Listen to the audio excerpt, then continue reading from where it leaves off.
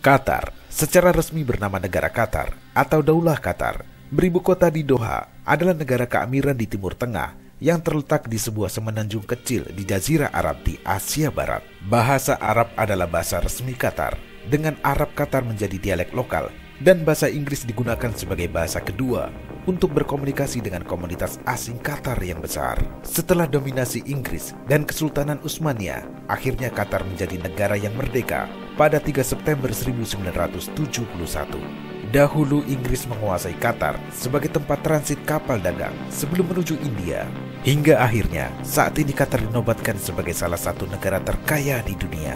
Sebelum merdeka pada tahun 1971, siapa sangka dulunya Qatar menjadi salah satu negara dengan ekonomi termiskin di Timur Tengah dan hanya bergantung pada industri perikanan. Namun kini Qatar berhasil mengubah dirinya menjadi salah satu negara dengan ekonomi terkaya di dunia.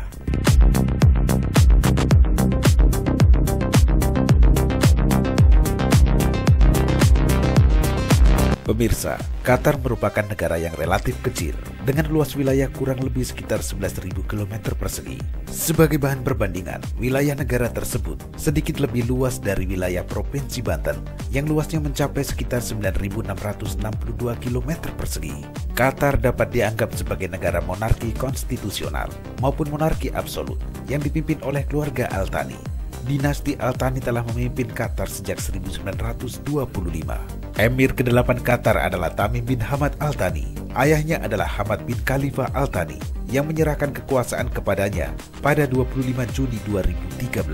Dari laman wikipedia.org, awal tahun 2017, total populasi Qatar mencapai 2,6 juta jiwa, 313.000 warga negara Qatar, dan 2,3 juta ekspatriat. Pada tahun 2020, jumlah produk domestik bruto Qatar mencapai 146,4 juta US dollar. Sebagaimana disebutkan pada laman kompas.com, di tahun 2021, pendapatan per kapita negara ini mencapai 61.276 US dollar atau setara dengan 960 juta rupiah jika kurs dolar sebesar 15.674 rupiah. Nilai pendapatan per kapita Qatar ini 14 kali lipat lebih tinggi dibandingkan Indonesia yang hanya memiliki pendapatan per kapita sekitar 4.291 US dollar. Pendapatan per kapita Qatar bahkan lebih tinggi dibandingkan Jepang. Negara kecil di Teluk Persia ini menjadi salah satu negara paling makmur di dunia, melampaui negara-negara teluk yang lain seperti Emirat Arab, Saudi, Bahrain, dan Oman. 60 tahun yang lalu, Qatar hanyalah hamparan padang pasir yang panas, benar-benar panas, seolah tak ada harapan, tak ada kemajuan. Kemakmuran penduduknya dinilai jika bisa makan.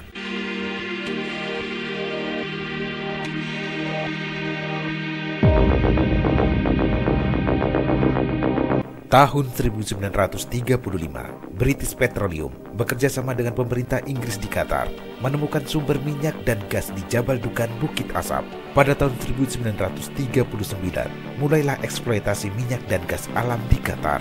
Negara ini sejatinya baru merdeka dari Inggris pada 3 September 1971. Tak lama kemudian, negara tersebut menemukan salah satu cadangan gas alam cair baru dan merupakan salah satu yang terbesar di dunia, nomor 3 setelah Rusia dan Iran. Dengan cadangan gas alam cair mencapai 900 triliun kaki kubik, Qatar yang dulunya hanya berupa kampung nelayan kumuh di Teluk Persia ini menjelma menjadi eksportir gas alam terbesar di dunia. Selain gas alam, negara ini juga kaya akan minyak bumi. Qatar tidak hanya diberkati dengan sumber daya alam yang kaya seperti minyak dan gas alam, tetapi juga negara tersebut tahu bagaimana menggunakannya secara efektif, menempatkan sumber daya manusia yang profesional, bertanggung jawab, dan berakhlak.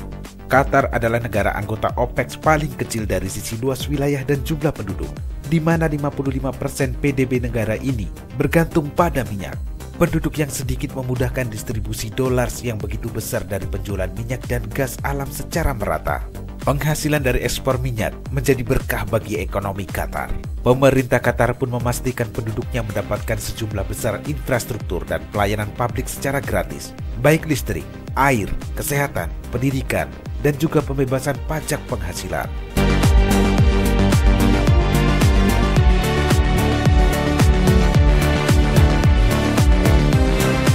Dari laman eramuslim.com disebutkan, pemerintah Qatar akan memberikan sebuah rumah tempat tinggal bagi bayi yang baru saja lahir.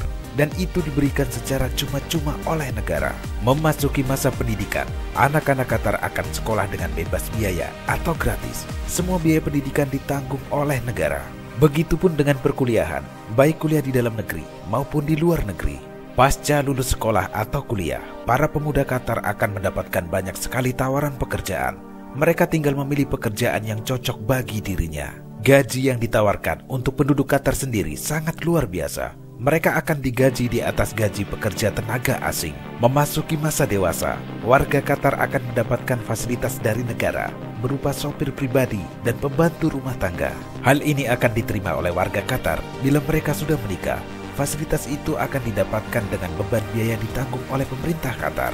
Untuk jaminan kesehatan, pemerintah Qatar akan membiayai semua biaya kesehatan untuk warganya, baik yang mendapatkan perawatan di rumah sakit dalam maupun luar negeri. Qatar bukanlah tipe negara kaya minyak yang melakukan banyak pemborosan tanpa memikirkan masa depannya. Mereka menyadari cadangan minyak bumi dan gas alam lambat laun akan menipis. Negara ini banyak berinvestasi dari uang penjualan minyak. Pemerintah Qatar mendirikan Qatar Investment Authority, di mana investasinya disebar ke hampir seluruh negara di dunia. Sejak dibentuk pada tahun 2005, Qatar Investment Authority sukses melipat gandakan asetnya sebesar 335 miliar US dollar dari seluruh portofolio investasinya di berbagai belahan dunia.